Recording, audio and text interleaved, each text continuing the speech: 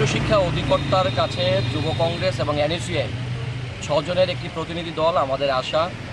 আপনারা নিশ্চয়ই অবগত আছেন যে এই বছরে ত্রিপুরা রাজ্যের যে সাধারণ ডিগ্রি কলেজগুলো সেখানে ভর্তি চলছে।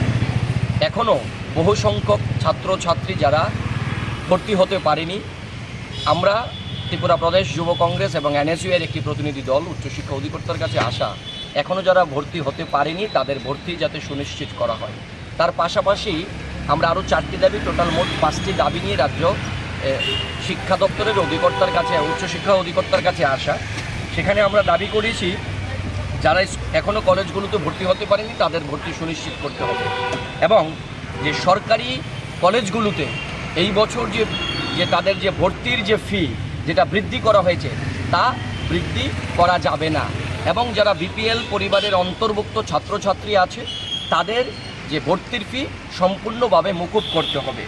এবং সরকারি কলেজ এবং বিশ্ববিদ্যালয়গুলোতে যেখানে এখনও বহু কলেজ আছে যেখানে অধ্যক্ষ নেই, অধ্যাপক নেই, অধ্যাপিকা নেই, অতি সত্বর রাজ্যের শিক্ষা ব্যবস্থা যাতে আরও সুন্দরভাবে ফিরিয়ে আনা যায়, ছাত্রছাত্রীরা যাতে শিক্ষা ভালোভাবে তারা গ্রহণ করতে পারে, তার জন্য যে সমস্ত কলেজগুলোতে এখনও অধ্যক্ষ নেই এবং অধ্যাপক অধ্যাপিকা নেই সেখানে অতি সত্বর শূন্যপদগুলো পূরণ করতে হবে।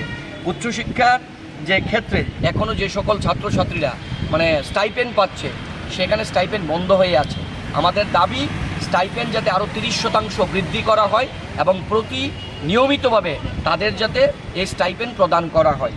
এবং আপনারা জানেন যে কলেজে যখন ছাত্রীরা যাচ্ছে সেখানে কি ধরনের আগরতলা শহরে একটা আইন শৃঙ্খলার অবনতি, কখনো কলেজ ছাত্রী স্কুল ছাত্রী অপহরণ হয়ে যাচ্ছে, সিলতানি হচ্ছে, রাস্তা থেকে অপহরণ হয়ে যাচ্ছে। তাই আমাদের দাবি যে উচ্চশিক্ষা অধিকর্তার কাছে রাজ্যের সমস্ত সাধারণ ডিগ্রি কলেজগুলোর মধ্যে ক্যাম্পাসের মধ্যে ছাত্রীরা যাতে নিরাপত্তায় থাকতে পারে তাদের নিরাপত্তা প্রদান করতে হবে, এবং তাদের নিরাপত্তার দায়িত্ব সুনিশ্চিত করতে হবে রাজ্য উচ্চশিক্ষা অধিকর্তা।